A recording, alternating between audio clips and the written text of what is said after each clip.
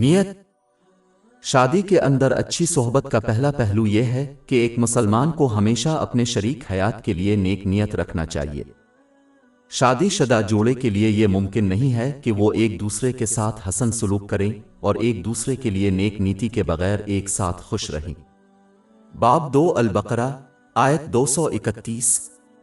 اور جب تم عورتوں کو طلاق دو اور وہ اپنی عدت پوری کر چکی ہوں تو انہیں قابل قبول شرائط کے مطابق اپنے پاس رکھو، قابل قبول شرائط کے مطابق چھوڑ دو اور ان پر زیادتی کرنے کے ارادے سے انہیں اپنے پاس نہ رکھو، اور جس نے ایسا کیا اس نے یقیناً اپنے آپ پر ظلم کیا۔ جب ایک شادی شدہ جوڑے ایک دوسرے کو خوش رکھنے کی نیک نیت رکھتے ہیں تو اللہ تعالیٰ ان کی باہمی محبت اور احترام کی طرف رہنمائی کرتا ہے۔ اس کی طرف باب 8 الانفال آیت 70 میں اشارہ کیا گیا ہے۔ اگر اللہ تمہارے دلوں میں کوئی بھلائی جانتا ہے تو وہ تمہیں اس سے بہتر دے گا جو تم سے لیا گیا ہے۔ شوہر اور بیوی کے لیے ایک دوسرے کے لیے نیک نیت ہونا بہت ضروری ہے، جیسا کہ یہ ان کے اعمال سے ظاہر ہوگا۔ ایک بار جب یہ ارادہ بدل جائے گا تو اللہ تعالیٰ ان کے رشتے کو بدل دے گا۔ باب 13 الرعد آیت 11۔ بے شک اللہ کسی قوم کی حالت اس وقت تک نہیں بدلتا جب تک کہ وہ اپنے آپ کو نہ بدلے۔ یہ رشتہ پھر مشکل اور کشیدہ ہو جائے گا۔ جب بھی کوئی شخص نیک نیت رکھتا ہے تو اس سے اس کا روحانی دل پاک ہو جاتا ہے۔ جب ان کا روحانی دل پاک ہو جائے گا تو ان کا باقی جسم پاک ہو جائے گا، جیسے کہ ان کی زبان۔ صحیح مسلم نمبر 4094 میں موجود ایک حدیث میں اس کی نصیحت کی گئی ہے۔ اس سے ان کی شادی کا ہر پہلو نیکی اور خوشی کی طرف ایک بڑا قدم اٹھانے کا سبب بنے گا۔ دلائل: چونکہ لوگ کامل نہیں ہیں، ایک شادی شدہ جوڑے میں اپنی پوری شادی کے دوران جھگڑے ہوتے رہیں گے۔ در حقیقت کوئی بھی رشتہ دلائل سے پاک نہیں ہوتا۔ دلائل کے دوران نرم لہجے کا استعمال کرنا ضروری ہے، کیونکہ ایسا بہت کم ہوتا ہے کہ جب کسی سے سخت لہجے میں بات کی جائے تو وہ اپنی غلطی کو قبول کرے اور سچائی کو قبول کرے۔ در حقیقت سختی صرف ایک کو اپنی غلطی کو قبول کرنے اور بہتر کے لیے تبدیل کرنے سے دور دھکیلنے کا سبب بنے گی۔ اکثر جو دوسروں کے ساتھ سختی سے پیش آتا ہے وہ زیادہ مسائل کا باعث بنتا ہے، پھر ابتدائی بات جو کہ صحیح ہونے کے باوجود دلیل کا باعث بنتی ہے۔ جس طرح کچھ سچائیوں کے بارے میں بات نہیں کرنی چاہیے جب اس سے کسی کی دل آزاری ہو جائے، اور نہ ہی کسی صحیح شخص کو دلائل کے دوران سختی کا استعمال کرنا چاہیے۔ صحیح ہونا کسی کو یہ حق نہیں دیتا کہ وہ تقریر میں سختی کا استعمال کرے۔ یہ رویہ صرف ایک شادی شدہ جوڑے کے اندر دشمنی بڑھانے کا سبب بنے گا۔ اس کے علاوہ یہ بہتر ہے کہ بعض چیزوں کو چھوڑ دیا جائے جن کا اعتراف کرنا یا سمجھنا واجب نہیں ہے، بجائے اس کے کہ ان پر اپنے شریک حیات سے جھگڑا ہو۔ نظر انداز کرنا زیادہ تر معاملات میں ہر چھوٹی چھوٹی بات پر اپنے شریک حیات سے ہمیشہ ملامت کرنے اور بحث کرنے سے زیادہ خوشی کا باعث بنتا ہے۔ بعض چیزیں جو اہم ہیں، مثلاً فرضی فرائض، وہ ہیں جن پر بحث کی جانی چاہیے، خواہ اس سے بحث ہی کیوں نہ ہو۔ لیکن اس طرح کے معاملات میں ہمیشہ اچھے الفاظ کا استعمال کرنا چاہیے، کیونکہ اس تکنیک کے ساتھ کامیاب نتیجہ کا امکان زیادہ ہوتا ہے۔ بہت زیادہ تنقید، خواہ وہ تعمیری ہی کیوں نہ ہو، دشمنی کا باعث بن سکتی ہے۔ ایک عقلمند شخص سمجھتا ہے کہ لوگوں کی اکثریت خاص طور پر اس دور میں تعمیری تنقید کرنا پسند نہیں کرتی۔ یہ عادت شادی شدہ جوڑے کے درمیان دشمنی کا باعث بنے گی۔ وقتی طور پر تعمیری تنقید قابل قبول ہے، کیونکہ اس سے ایک دوسرے کو بحیثیت مسلمان بہتر بنانے میں مدد ملتی ہے، لیکن اسے زیادہ نہیں کرنا چاہیے۔ اسے اچھے طریقے سے اور مناسب وقت پر کیا جانا چاہیے۔ نامناسب وقت پر صحیح بات کہنے سے مزید مسائل پیدا ہو سکتے ہیں۔ ان حالات میں ایک دوسرے سے غیر ضروری باتوں کی درخواست نہ کریں، کیونکہ اس بات کا امکان کم ہے کہ شریک حیات کی درخواست پوری ہو جائے، اور زیادہ امکان ہے کہ بات چیت جھگڑے کا باعث بنے۔ مشاہدہ کرنے والا: یہ ضروری ہے کہ ہر شخص اپنے شریک حیات سے بات کرنے سے پہلے ان کے مزاج کی تعریف کرے۔ مطلب، اگر وہ دیکھتے ہیں کہ ان کا شریک حیات تھکا ہوا ہے، بیمار ہے یا خراب موڈ میں ہے، تو یہ ضروری ہے کہ وہ اپنے الفاظ کا انتخاب اور بھی سمجھداری سے کریں، کیونکہ نامناسب وقت پر بولنے سے اکثر جھگڑا ہوتا ہے۔ اس طرح کے حالات میں ایک دوسرے کو تھوڑی سی جگہ دینا شادی پر بہت بڑا مثبت اثر ڈال سکتا ہے۔ ان حالات میں ایک دوسرے سے غیر ضروری باتوں کی درخواست نہیں کرنی چاہیے، کیونکہ اس بات کا امکان کم ہوتا ہے کہ شریک حیات کی درخواست پوری ہو جائے اور زیادہ امکان ہے کہ بات چیت جھگڑے کا باعث بنے۔ سمجھوتا کرنے والا احسان میں رہنے کا ایک حصہ یہ سمجھنا ہے کہ شادی قربانی اور سمجھوتا کرنے کے بارے میں ہے۔ ایک شریک حیات ہر وقت اپنی خواہش کے حصول کی توقع نہیں کر سکتا۔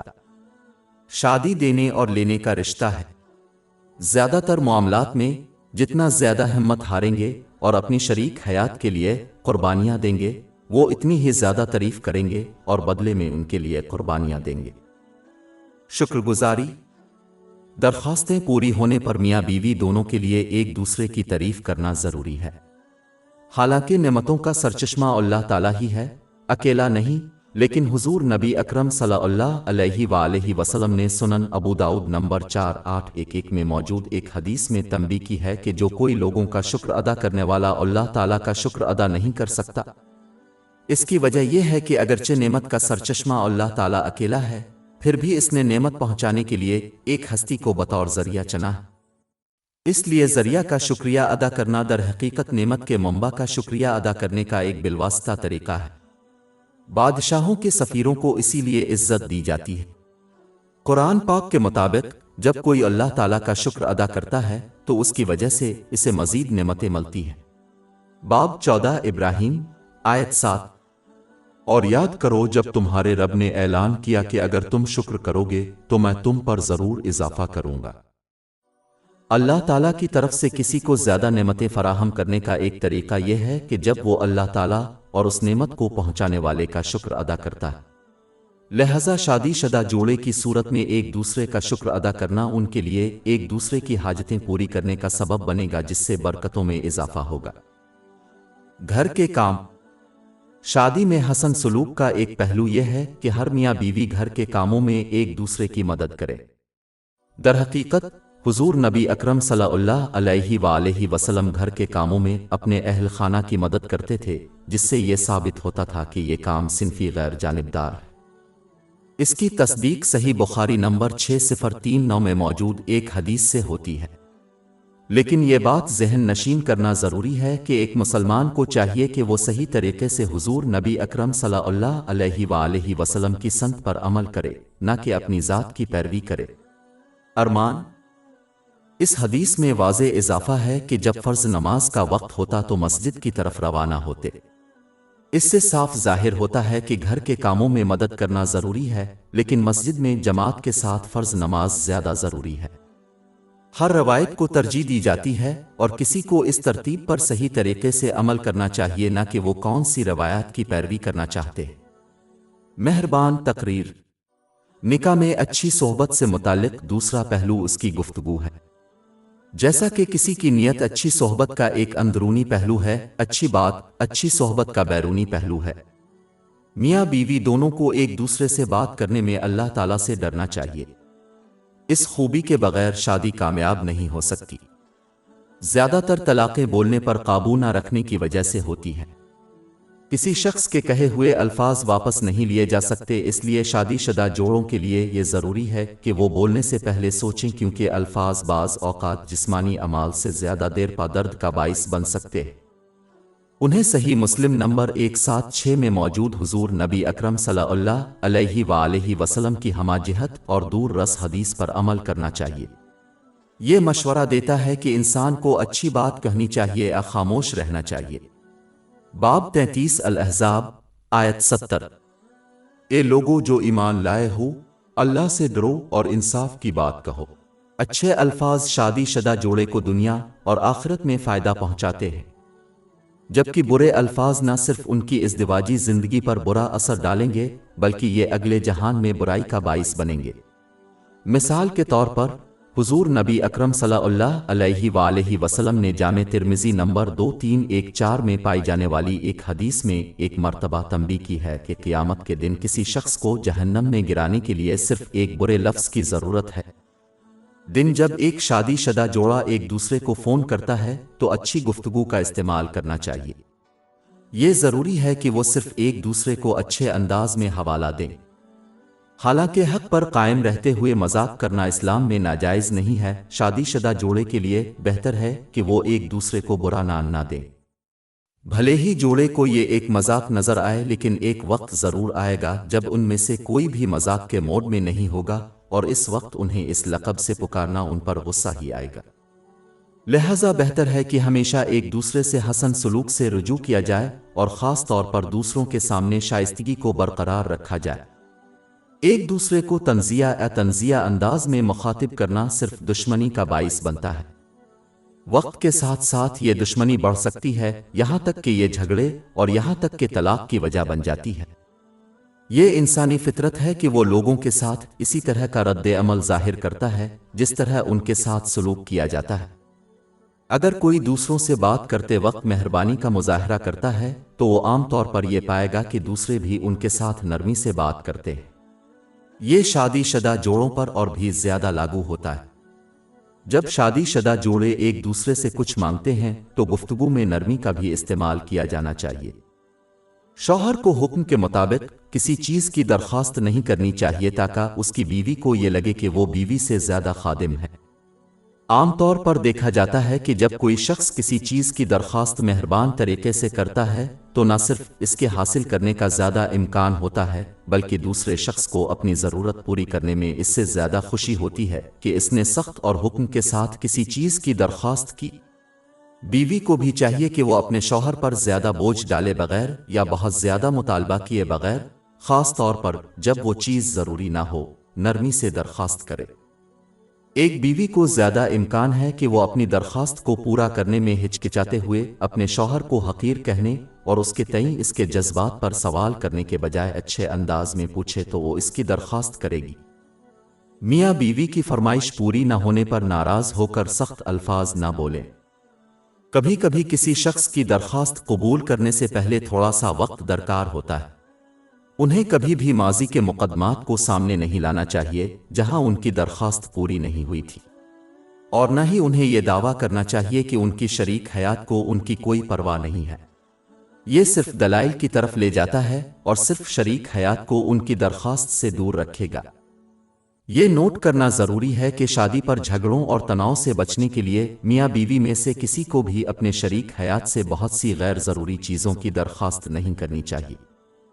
یہ رویہ بوجھل ہو سکتا ہے کیونکہ شوہر کو ایسا لگتا ہے جیسے وہ اپنی بیوی کے لیے ایک کیش مشین سے زیادہ کچھ نہیں ہے، اور ایک بیوی کو یقین ہو سکتا ہے کہ وہ اپنے شوہر کے گھر میں نوکر سے زیادہ کچھ نہیں ہے۔ اعمال میں مہربانی۔ شادی شدہ جوڑے کے درمیان اچھی صحبت کا ایک اور عنصر حسن سلوک ہے۔ ایک شخص کو اپنے شریک حیات کے ساتھ نہ صرف اپنے الفاظ کے ذریعے بلکہ اپنے عمل سے بھی حسن سلوک کا مظاہرہ کرنا چاہیے۔ درحقیقت حضور نبی اکرم صلی اللہ علیہ وآلہ وسلم نے جامع ترمذی نمبر 3895 میں موجود ایک حدیث میں نصیحت فرمائی ہے کہ بہترین مرد وہ ہے جو اپنی بیوی کے ساتھ حسن سلوک کرے۔ لہذا ایک مسلمان اس وقت تک اپنے کردار کو مکمل نہیں کر سکتا جب تک کہ وہ اپنے شریک حیات کے ساتھ حسن سلوک سے پیش نہ آئے، خواہ وہ دوسروں کے ساتھ حسن سلوک سے پیش آئے۔ تمام لوگوں کے حقوق پورے ہونے چاہئیں۔ بعض رشتہ داروں کے حقوق ادا کر کے اور دوسروں کے حقوق کو نظر انداز کر کے کامیابی کی امید نہیں رکھ سکتے۔ ایک سچا مسلمان اللہ تعالیٰ کی طرف سے ان پر مقرر کردہ تمام حقوق کو پورا کرنے کی کوشش کرتا ہے۔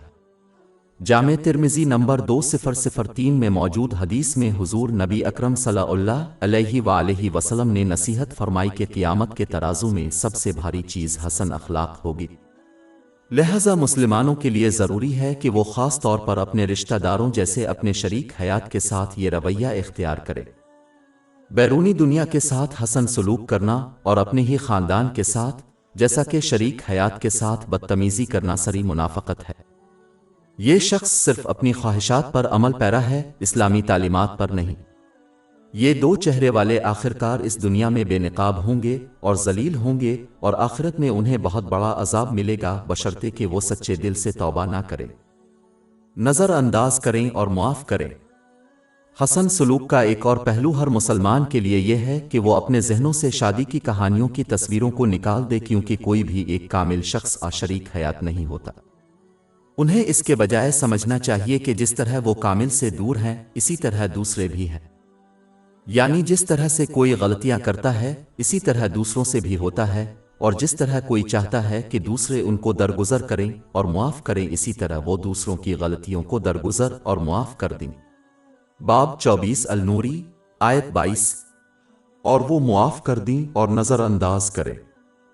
क्या तुम ये पसंद नहीं करोगे कि अल्लाह तुम्हें मुआफ कर दे?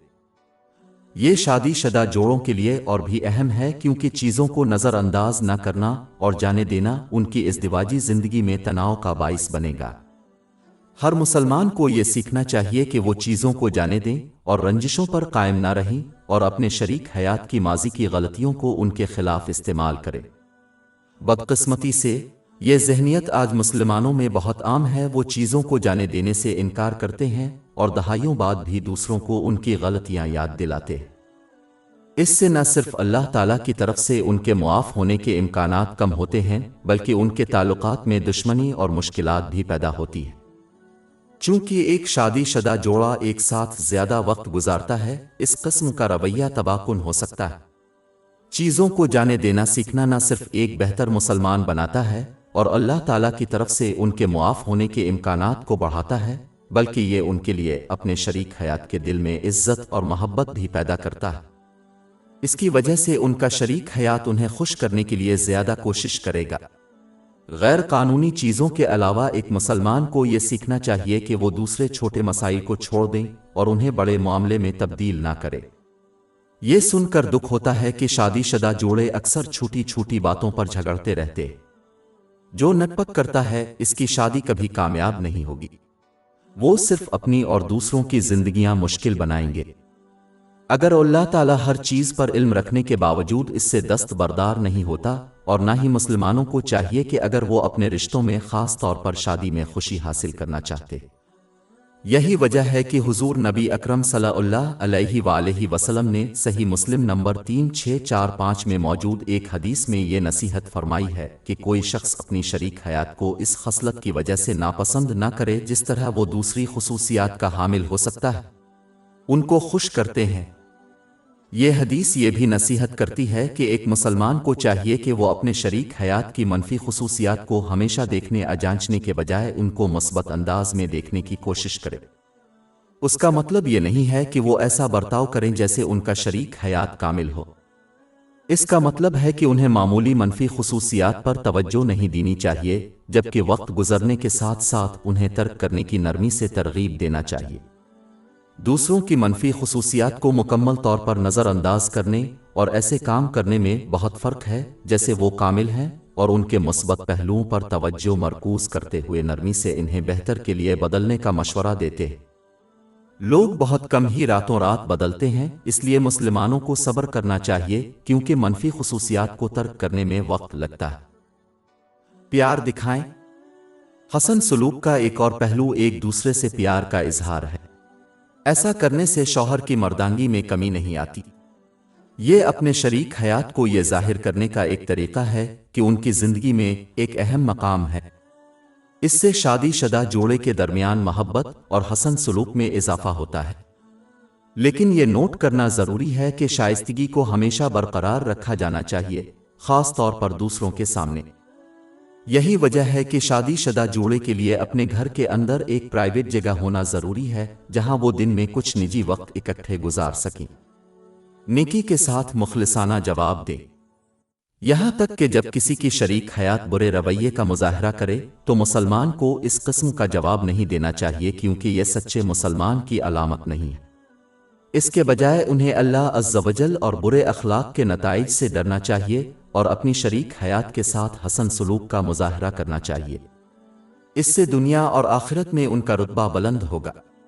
और यहाँ तक कि बदतर लोग भी आखिरकार किसी की तरफ से इस रद्द अमल की तारीफ करेंगे, चाहे वो उसे ना भी दिखाएं। एक मुसलमान को चाहिए कि वो अल्लाह को याद करे जो उनको देख रहा है और दोनों जहानों में उनका अजर देगा। जब कोई मुसलमान अल्लाह ताला की रज़ा के लिए अपनी बीवी के साथ हसन सलूक करता है तो इसका अजर उसके पास है।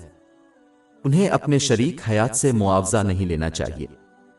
अगर कोई अल्लाह ताला से अजर चाहता है तो उसकी रज़ा के लिए अमल करे और सिर्फ इसी से अजर तलब करे। ये एक इंतहाई अहम नुक्ता है जिसे बहुत से लोग नज़रअंदाज करते हैं। وہ اپنے شریک حیات کے ساتھ حسن سلوک کرتے ہیں اور ان سے معاوضہ کی توقع رکھتے ہیں جب انہیں اللہ تعالیٰ کی رضا کے لیے کام کرنا چاہیے، جیسا کہ اس نے انہیں حکم دیا کہ وہ اپنے شریک حیات کے ساتھ حسن سلوک کرے۔ جو بھی لوگوں سے اجر طلب کرے گا، اس سے کہا جائے گا کہ وہ قیامت کے دن ان سے اجر حاصل کرے، جو ممکن نہیں ہوگا۔ اس کی تصدیق جامع ترمذی نمبر 3154 میں موجود حدیث سے ہوتی ہے۔ نتیجہ: اس کتاب میں اب تک دیے گئے بیشتر مشوروں کا خلاصہ درج ذیل ہے۔ یہ ابتدائی طور پر ایک عورت کو دیا گیا تھا، لیکن اس میں ترمیم کی گئی ہے تاکہ یہ شوہر اور بیوی دونوں پر لاگو ہو۔ اگر کوئی مسلمان زمین کی طرح برتاؤ کرے اور ہر وقت اپنے شریک حیات کا ساتھ دے تو اس کی شریک حیات اسے نقصان سے بچا کر اس کے لیے آسمان بن جائے گی۔ اگر کوئی مسلمان اپنے شریک حیات کو ذہنی اور جسمانی سکون دیتا ہے تو اس کے بدلے میں وہ ان کی مالی، ذہنی اور جسمانی مدد کا ستون بن جاتے ہیں۔ اگر کوئی مسلمان اسلام کے قوانین کے تحت اپنی شریک حیات کو خوش رکھنے کی کوشش کرتا ہے تو وہ پائیں گے کہ بدلے میں اس کی شریک حیات بھی ایسا ہی کرتی ہے۔ اگر وہ اپنے شریک حیات کی عزت اور تعظیم کرتے ہیں تو انہیں بھی وہی ملے گا، یعنی جو دیتا ہے وہی ملے گا۔ ایک مسلمان کو شائستہ ہونا چاہیے اور صرف اس طریقے سے بولنا اور عمل کرنا چاہیے جس سے اللہ تعالیٰ اور ان کی شریک حیات کو راضی ہو۔ انہیں اپنی شادی اور جو کچھ ان کے پاس ہے اس پر راضی ہونا چاہیے، کیونکہ یہی حقیقی دولت اور خوشی ہے۔ میڈیا کا مشاہدہ کریں تو یہ بات بالکل واضح ہے کہ شہرت اور قسمت خوشی نہیں لاتی۔ در حقیقت مشہور شخصیات کی اکثریت اپنی شہرت اور خوش قسمتی کے باوجود طلاق لے لیتی ہے۔ ایک مسلمان کو اس بات کو یقینی بنانا چاہیے کہ وہ اسراف اور فضول خرچی سے گریز کرتے ہوئے اپنے آپ کو اپنے شریک حیات کے لیے مزین کریں، کیونکہ یہ ان کی محبت کو برقرار رکھنے کا ایک پہلو ہے۔ کسی کو ہمیشہ اپنے شریک حیات کے مزاج سے باخبر رہنا چاہیے اور مناسب طریقے سے بولنا اور عمل کرنا چاہیے، کیونکہ اگر صحیح بات نامناسب وقت کہی جائے تو بھی بحث ہو سکتی ہے۔ مثال کے طور پر جب کوئی بھوکا یا تھکا ہوا ہو، ایک مسلمان کو پیسے کی قدر کرنی چاہیے اور اسے ضائع نہیں کرنا چاہیے، کیونکہ یہ اللہ تعالیٰ کو ناپسند ہے اور خدا سے ڈرنے والی بیوی کو یہ ناپسند ہے۔ شادی شدہ جوڑے کو اولین ترجیح دینی معاملات میں خود کو تعلیم دینا اور اس بات کو یقینی بنانا چاہیے کہ ان کے بچوں کو دنیاوی اور دینی دونوں معاملات میں اچھی تعلیم حاصل ہو۔ یہ تعلیم ان کے درمیان رشتے کو مضبوط کرے گی۔ ایک مسلمان کو اپنی شریک حیات کی معقول درخواستوں کو پورا کرنے کی کوشش کرنی چاہیے جب تک کہ وہ اللہ تعالیٰ کے احکامات کو چیلنج نہ کرے، جیسا کہ اپنے شریک حیات کا مسلسل انکار غصے اور جھگڑوں کا باعث بن سکتا ہے۔ ان کے درمیان ہونے والی ہر چیز کو خفیہ رکھا جانا چاہیے، کیونکہ راز افشا کرنے سے شادی شدہ جوڑے کے درمیان اعتماد ٹوٹ سکتا ہے۔ استثنا صرف یہ ہے کہ جب کوئی دوسرے سے مشورہ طلب کرے، لیکن پھر بھی اسے عوامی معاملہ نہیں بننا چاہیے اور زیادہ لوگوں تک نہیں پھیلانا چاہیے۔ ایک مسلمان کو حد میں رہتے ہوئے اپنے شریک حیات کے جذبات کی عکاسی کرنے کی کوشش کرنی چاہیے۔ مثال کے طور پر جب اس کی شریک حیات غمگین ہو تو اسے کھلے عام خوش نہیں ہونا چاہیے، کیونکہ اس سے آدمی کو یقین ہو سکتا ہے کہ اس کی شریک حیات کو ان کے جذبات کی کوئی پرواہ نہیں ہے۔ ایک مسلمان کو چاہیے کہ وہ اسلام کی حدود میں اپنی شریک حیات کی خاطر قربانی اور سمجھوتا کرنا سیکھے، کیونکہ اس سے ان کی شریک حیات انہیں راضی رکھنے کی کوشش کرے گی۔ ان سب باتوں کو یاد رکھنے کا ایک اچھا طریقہ یہ ہے کہ ایک مسلمان کو اپنی شریک حیات کے ساتھ وہی سلوک کرنا چاہیے جو وہ چاہتے ہیں کہ ان کے محبوب کے ساتھ اس کی شریک حیات کا سلوک ہو۔ مثال کے طور پر ایک شوہر کو اپنی بیوی کے ساتھ وہی سلوک کرنا چاہیے جو وہ چاہتا ہے کہ اس کا داماد اس کی بیٹی کے ساتھ سلوک کرے۔ بیوی اپنے شوہر کے ساتھ وہی سلوک کرے جو وہ چاہتی ہے کہ اس کی بہو اپنے بیٹے کے ساتھ سلوک کرے۔ صرف اس ذہنیت کو اپنانا ہی شادی کے اندر ان گنت مسائل کو حل کرنے کے لیے کافی ہوگا۔ ہماری ویب سائٹ www.sheikhpod.com پر 400 سے زیادہ مفت e books, audio books, infographics, podcast اور بلاگ دستیاب ہے۔